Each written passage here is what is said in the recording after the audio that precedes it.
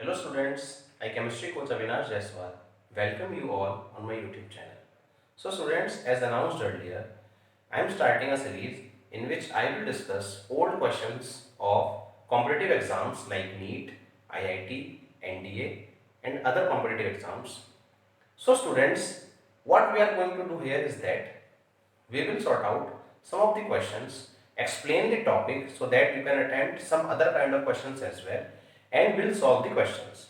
This series will go for a longer time and you need to follow this on regular basis. Make a separate register, note down the questions given in the last question. They will give you an idea okay, what kind of questions are asked in the questions and what we need to pay attention. We will move from lower level to higher level. ठीक है बेटा, तो हमें क्या ध्यान रखना है कि क्वेश्चंस जो कराए जा रहे हैं वो किस प्रकार के हैं, किस स्तर के हैं। निम्न स्तर से उच्च स्तर तक जाएंगे बेटा, छोटे लेवल से हायर लेवल तक जाएंगे। क्वेश्चन पेपर जो मैं डिस्कस कर रहा हूँ उसका लिंक मैंने नीचे दिया है आपको, उसी के रिलेटेड क्वेश्चन आपको दिए जाएंगे। क्वेश्चन का नंबर भी वही रहेगा जो पेपर में है, सो दैट आपको क्वेश्चन ढूंढने में आसानी हो।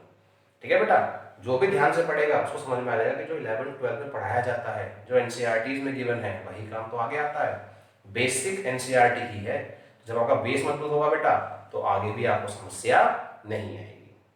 चलिए ज्यादा बात न करते हुए सीधा पहले क्वेश्चन पे आते हैं जो हम आज डिस्कस करने वाले हैं।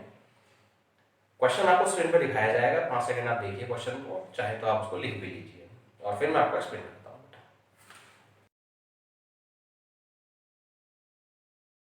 स्टूडेंट्स, आई होप आपने क्वेश्चन देख लिया होगा। चलिए देखते हैं क्या है उसमें। क्वेश्चन में दिया गया है कि आपके पास पेंट 2ईन और 4आइन एक कंपाउंड है ऑर्गेनिक। आपको इसमें सिग्मा एंड पाई बॉन्ड्स ढूंढने हैं। तो बेटा बहुत डिटेल में ना जाए, तो कंपटीशन में बहुत डिटेल में आना नहीं है आपका, तो बेसिक बात पकड़ते हैं। जब भी कभी किन्हीं दो एटम्स के बीच में सिंगल बॉन्ड बनता है वो बॉन्ड सिग्मा बॉन्ड कहलाता है। जब भी कभी किन्हीं दो एटम्स के बीच में सिंगल बॉन्ड बनेगा तो वो बॉन्ड सिग्मा बॉन्ड कहलाता है। लेकिन जब किन्हीं दो एटम्स के बीच में डबल बॉन्ड बन जाए तो डबल बॉन्ड से बेटा एक बॉन्ड होता है सिग्मा और एक बॉन्ड होता है पाई। ये सिंगल है, ये फिर से सिग्मा रहेंगे। सिमिलरली जब किन्हीं दो एटम्स के बीच में ट्रिपल बॉन्ड बनता है तो एक रहता है सिग्मा और दो रहते हैं पाई। ऊपर वाला भी पाई और नीचे वाला भी पाई। ये भी सिग्मा, ये भी सिग्मा। बहुत ही सिंपल सा है बेटा। सिंगल बॉन्ड है तो सभी सिग्मा है, डबल बॉन्ड है तो एक सिग्मा एक पाई, और ट्रिपल बॉन्ड है बेटा तो एक सिग्मा दो पाई। सिंगल बॉन्ड में 1 सिग्मा, डबल बॉन्ड में एक सिग्मा एक पाई, ट्रिपल बॉन्ड में बेटा एक सिग्मा दो पाई। ये बात आपको ध्यान रखनी है। अब क्वेश्चन पे आ जाते हैं बेटा। पेंट 2ईन 4आइन, ये आपको क्वेश्चन तब आसानी से कर पाएंगे जब आपको थोड़ा आईयूपीएसी का ज्ञान है। ये क्लास 10th के लेवल का क्वेश्चन है बेटा, नेमिंग के बेसिस पे, और सिग्मा और पाई तो क्लास 11 में सिखाए जाते हैं। तो रिवर्स में जब भी आपको लिखना हो तो पहले पेंट देखिए। पेंट मींस 5 को इंडिकेट करता है बेटा। पेंट इंडिकेट्स के 5 कार्बन है और 5 कार्बन है तो हमेशा आप सीधी चेन में लगा दीजिए पहले, कोई दिक्कत नहीं है। अब नंबरिंग कीजिए 1 2 3 4 एंड 5। नंबरिंग कर लिया आपने। अब जहां पर जो है वो लगा दीजिए। 2 पे कह रहा है ईन, ईन हम इस्तेमाल करते हैं डबल बॉन्ड के लिए, और आइन 4 पे है तो 4 पे लगा दिया ट्रिपल बॉन्ड। बाकी वैलेंसी कौन पूरी करेगा बेटा? हाइड्रोजन। कार्बन का बना एक बॉन्ड, लगे 3 हाइड्रोजन। कार्बन के बने डबल बॉन्ड सिंगल बॉन्ड, एक हाइड्रोजन एक हाइड्रोजन। यहां पर 4 बॉन्ड पूरे, कोई हाइड्रोजन चाहिए, यहां पर 3 ही बॉन्ड बने तो एक हाइड्रोजन। अब बिल्कुल सिंपल बेटा काउंटिंग है। 1 sigma, 2 sigma, 3 sigma, 4 sigma, 5 sigma, 6 sigma, 7 8 9 और ये 10। तो 10 तो होगा बेटा सिग्मा। 1 पाई, 2 पाई, 3 पाई, 10 सिग्मा बॉन्ड्स और 3 क्या है बेटा? Pi bonds. तो इस प्रकार से आप इस क्वेश्चन को सॉल्व कर सकते हैं। इस इंफॉर्मेशन को नोट कीजिए। इस प्रकार के और भी सवाल आप इसी प्रकार से कर पाएंगे। चलिए देखते हैं अब अगला क्वेश्चन। आई होप आपने क्वेश्चन पढ़ लिया होगा। क्वेश्चन पूछ रहा है कि इन दिए गए सब शेल्स में से सबसे ज्यादा एनर्जी किसकी है, उसको आप ऑर्डर में लगा दीजिए। तो इसको पढ़ने से पहले बेटा हमें एक रूल पढ़ना होगा जिसको N+L रूल कहा जाता है और इसे बॉर बरीज प्रिंसिपल भी कहा जाता है, इन्होंने समझाया। ये रूल कहता है बेटा किसी भी सब शेल के लिए अगर N+L की वैल्यू ज्यादा है तो उसकी एनर्जी भी ज्यादा होगी, और अगर किसी के लिए N+L की वैल्यू कम है तो उसकी एनर्जी कम होगी। अगर कभी कोई ऐसा केस आया कि N+L दोनों का बराबर है तो जिसका N बड़ा होगा उसकी एनर्जी भी ज्यादा होगी। If N+L of a subshell is higher, then its energy will be higher. If N+L of a subshell is lower, then its energy will be lower. In case when two different subshells have same value of N+L, in that case the subshell with the higher value of N will have high energy and the lower value of N will have lower energy. अब समझते हैं cell subshell क्या है। तो students आप shells के बारे में जानते हैं जिन्हें हम K, L, M, N, O, P से डिनोट करते हैं। शेल्स के अंदर जाओगे बेटा तो आपको सब शेल्स मिलेंगे। सब शेल्स हमारे पास S, P, D, F है। सब शेल्स के भी अंदर जाओगे बेटा तो आपको ऑर्बिटल्स मिलेंगे, और बेटा ऑर्बिटल्स के अंदर होते हैं हमारे इलेक्ट्रॉन्स। S के अंदर केवल एक ऑर्बिटल है, P के अंदर बेटा 3 ऑर्बिटल है, और D के अंदर बेटा 5 ऑर्बिटल है, और F के अंदर 7 ऑर्बिटल, 1 2 3 4 5 6 7। हर एक ऑर्बिटल में 2 इलेक्ट्रॉन। P वाले में उस हिसाब से आ जाएंगे बेटा इलेक्ट्रॉन्स, D वाले में उसी हिसाब से 10 इलेक्ट्रॉन्स आने चाहिए बेटा, और F वाले में उसी हिसाब से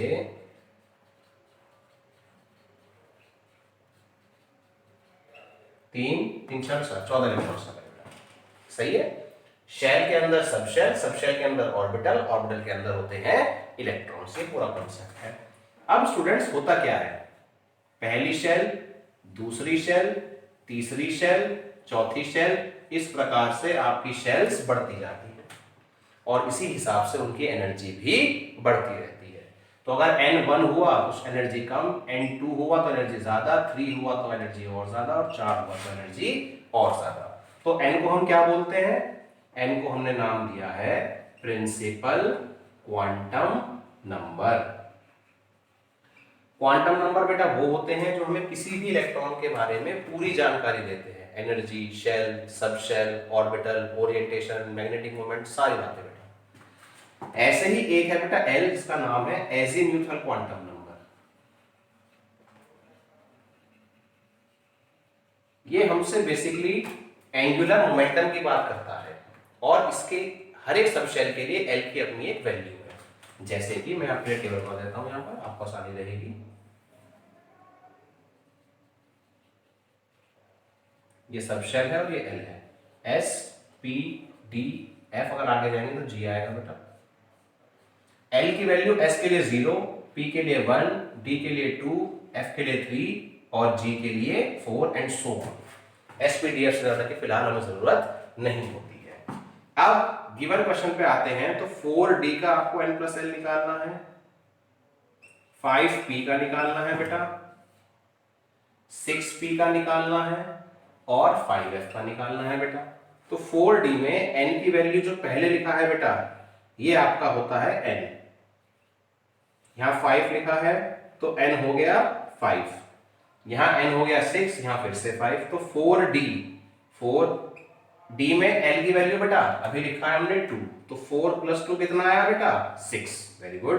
5P 5 और P की वैल्यू है 1, तो 5 + 1 यहां से भी 6 बना। अब ये वैल्यूज लिख लेते हैं बेटा। पहली वैल्यू N की ये है 6 प्लस P के लिए 1, 5F 5 और F की वैल्यू है बेटा 3, तो 7 और ये 8। अब जिसकी वैल्यू ज्यादा है पहले उसको लगा दो बेटा सबसे पहले, तो तो सबसे ज्यादा एनर्जी किसकी हुई बेटा 5F की। उससे कम एनर्जी किसकी है बेटा 6P की, क्योंकि ये 7 है। अब देखिए यहाँ पर दोनों की वैल्यू बराबर आ रही है। तो रूल में मैंने स्टार्टिंग में क्या बताया था, जब n प्लस एल किसी का सेम आ जाए तो जिसका n बड़ा उसकी एनर्जी ज्यादा और जिसका n छोटा उसकी एनर्जी कम। तो आपका यहाँ तो आ जाएगा 5P और इसके बाद आ जाएगा बेटा 4D। तो ये आपका आंसर हो जाएगा, ऑप्शन में देखिए और टिक कीजिए। अब यहां से आपको समझना है कि सवाल सिर्फ एक ही है लेकिन उसके पीछे इतना कुछ छुपा हुआ है। तो यहां से भी क्वेश्चन बन सकता है बेटा कि एजीम्यूथल क्वांटम नंबर क्या इंडिकेट करता है, एस सब शेल क्या है, पी में कितने इलेक्ट्रॉन्स आते हैं। तो इस प्रकार के छोटे सवाल भी बन सकते हैं, या किस रूल के हिसाब से आप इंक्रीजिंग ऑर्डर ऑफ सबशेल की एनर्जी को अरेंज करते हैं। तो कौन सा प्रिंसिपल है बेटा, या तो n प्लस एल रूल बोल दीजिए या बोर-बरी का प्रिंसिपल उसको कह दीजिए। चलिए चलते हैं अपने अगले क्वेश्चन पे।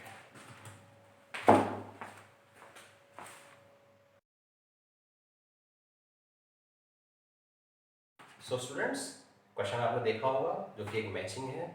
मैचिंग में ऊपर ध्यान देना है बेटा, और ये सारे ही प्रोसेस बेटा आपके 11th और 12th क्लास के एनसीईआरटी में गिवन है। पहला प्रोसेस है बेटा हेबर्स प्रोसेस। हेबर्स प्रोसेस में अमोनिया NH3 को बनाया जाता है नाइट्रोजन और हाइड्रोजन की हेल्प से। इसमें ली चैटिलियर्स के प्रिंसिपल का भी बहुत इंपॉर्टेंट रोल है। सेकेंड प्रोसेस बेटा कॉन्टैक्ट प्रोसेस है। कॉन्टैक्ट प्रोसेस से हम सल्फ्यूरिक एसिड बनाते हैं। पहले सल्फर डाइऑक्साइड बनाया जाता है, फिर वेनेडियम पेंटॉक्साइड की प्रेजेंस में सल्फर ट्राइऑक्साइड बनाया जाता है, और फिर ओलियम की हेल्प से हम सल्फ्यूरिक एसिड प्रिपेयर कर लेते हैं। 3 स्टेप का प्रोसेस है। सेकेंड स्टेप सबसे इंपॉर्टेंट स्टेप है बेटा इसका।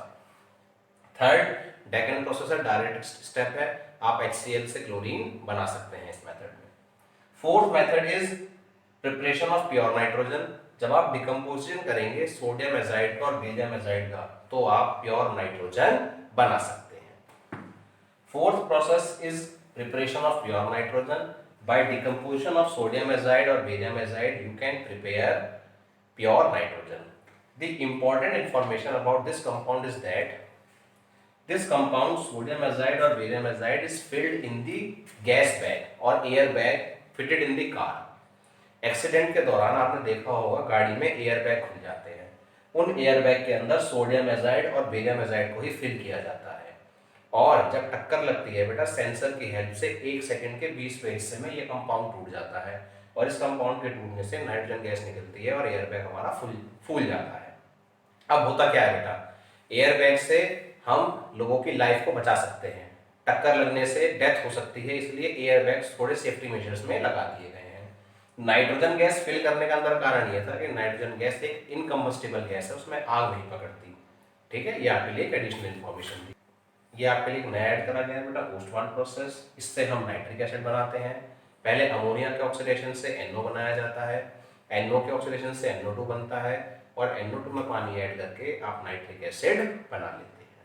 चलिए अब देखते हैं अपना अगला question.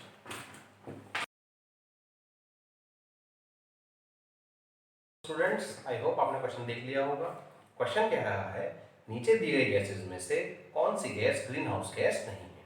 So students, green house gases वो होती हैं जिनके अंदर हीट को ट्रैप करने की टेंडेंसी होती है, और इंपॉर्टेंट गैसेस उसमें से हैं carbon dioxide, ozone, chlorofluorocarbons and nitrous oxide. Water vapors also have strong tendency to absorb heat. अब एग्जांपल समझिए, धूप में आपने कार पार्क कर, तो कार के अंदर जो गैसेस हैं बेटा वो हीट को ट्रैप करेंगी, क्योंकि इन गैसेस में हीट को ट्रैप करने की क्वालिटी होती है। अब क्या होगा, धीरे धीरे अंदर का टेम्परेचर बढ़ना शुरू होगा। सेम यही फिनोमिना हम भी देखते हैं हमारी अर्थ के सरफेस पे भी। आसपास गैसेस का एक ग्लास बना हुआ है बेटा, जब सन से रेज आती हैं तो जो यहां पर बेटा हमारे एनवायरमेंट में गैसेस हैं CO2, water vapours, ozone, chlorofluorocarbons, ये हीट को ट्रैप कर लेते हैं और बाहर नहीं जाने देते। देखिए अंदर आई है रेज ज्यादा, बाहर गई है रेज कम, इसी वजह से अर्थ का टेम्परेचर बढ़ रहा है, और इस टेम्परेचर के बढ़ने को ही ग्लोबल वार्मिंग कहा जाता है। जो बेटा बहुत ठंडे इलाके हैं जहां बर्फ हमेशा पड़ी रहती है, वहां पर हम ग्लास की इस तरह से कवरिंग बनाते हैं कि सनरेज अंदर आए और अंदर ही रह जाए, जिसकी वजह से वहां का टेम्परेचर बढ़ जाए, आइस मेल्ट हो जाए और पेड़ पौधे आसानी से उग सकें। उसे हम मैन मेड ग्रीन हाउस कहते हैं। अभी global warming mainly CO2 gas की वजह से, कंबशन ऑफ फ्यूल की वजह से CO2 की अमाउंट बहुत बढ़ा दी है हम लोगों ने, पेड़ों को काटा है। इस वजह से हमारा ग्लोबल टेम्परेचर राइज हो रहा है, ग्लेशियर्स मेल्ट हो रहे हैं, फ्लड्स हो रहे हैं और लोअर लैंड एरिया जो है, जो निचला स्तर है बेटा, वो पानी के अंदर डूबता जा रहा है, तो हमारा लैंड मास भी घट रहा है। तो ये बहुत ही इंपॉर्टेंट टॉपिक था। इसमें से और भी सवाल बन सकते हैं। अगर ऑप्शंस में वाटर वेपर नहीं दिया गया है तो मेजर जो गैस रहेगी वो CO2 रहेगी, परसेंटेजेस भी आपके लिए मेंशन है। चलिए अब देखते हैं अपना अगला क्वेश्चन।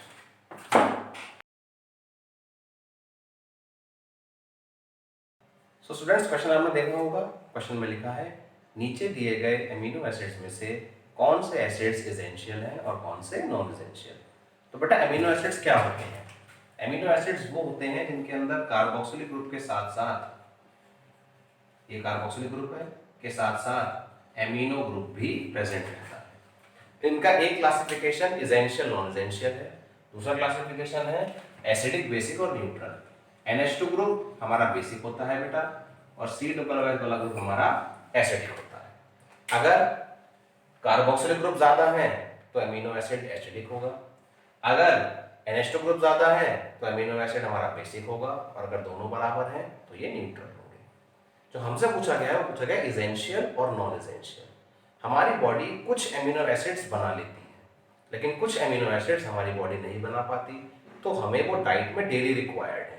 तो ऐसे एमिनो एसिड्स जो हमें डाइट में डेली रिक्वायर्ड है उन्हें कहा जाता है एसेंशियल एमिनो एसिड्स, और जो डाइट में डेली रिक्वायर्ड नहीं है उन्हें कहा जाता है non essential amino acids. For example valine, leucine, isoleucine, arginine, lysine, threonine, methionine, phenylalanine, tryptophan and histidine, they are essential amino acids और ये हमें फूड में रिक्वायर्ड है। जबकि glycine, alanine, glutamic acid, aspartic acid, glutamine, asparagine, serine, cysteine, tyrosine and proline, they are non essential amino acids. ये आपकी body के अंदर बना लेती है, तो इसकी आपको रेगुलर सप्लाई रिक्वायर्ड नहीं है। आपको याद करना पड़ेगा बेटा, इस क्वेश्चन में थोड़ी सी मेहनत ज़्यादा करनी पड़ेगी। चलिए देखते हैं अपना अगला क्वेश्चन। क्वेश्चन आपने देख लिया होगा। क्वेश्चन कह रहा है नीचे दी गई लाइट में से कौन सी लाइट की वेवलेंथ ज़्यादा है और कौन सी लाइट की वेवलेंथ कम। आप सब जानते हैं जब व्हाइट लाइट प्रिज्म या वाटर ड्रॉपलेट्स में से पास होती है तो वो 7 रंगों में टूट जाती है। हमने प्रिज्म में भी देखा है और हमने नेचर में रेनबो भी देखा है। तो बहुत सिंपल सा क्वेश्चन है कि प्रिज्म से जब लाइट जाती है VIBGYOR, violet, indigo, blue, green, yellow, orange, red, सही है बेटा। तो different kind of waves have different speed in a given media. अगर प्रिज्म से ये लाइट पास हो रही है तो अलग अलग स्पीड होने की वजह से ही ये 7 रंगों में टूट जाती है। और इसमें रेड की होती है बेटा लॉन्गेस्ट वेवलेंथ,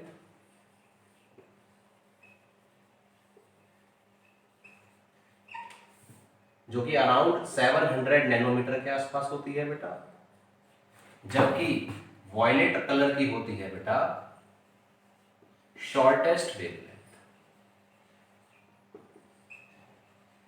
जो अप्रॉक्स 380 नैनोमीटर के अराउंड होती है। 1 नैनोमीटर स्टूडेंट्स 10 की पावर -9 मीटर के बराबर होता है। यही कारण होता है कि जो सिग्नल्स होते हैं उसमें रेड लाइट का इस्तेमाल किया जाता है, क्योंकि ये वेव दूर तक ट्रेवल कर सकती है और आप बहुत दूर तक इस रंग को देख सकते हैं बिना इसके फैले हुए।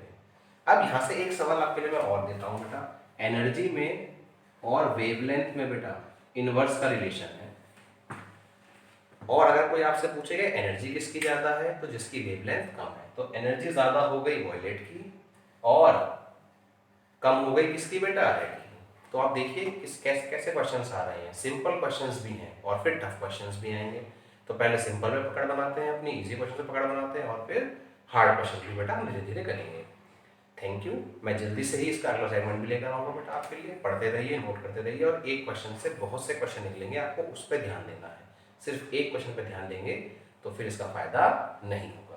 प्लीज़ इसको शेयर कीजिए, चैनल को सब्सक्राइब कीजिए, और मैं उम्मीद करता हूँ कि जो गिवन इन्फॉर्मेशन है आपके लिए बहुत यूज़फुल होगी। कोई भी सुझाव हो, कोई भी समस्या हो, तो आप मुझे नीचे दिए गए नंबर पर बात कर सकते हैं। Thank you. जय हिंद।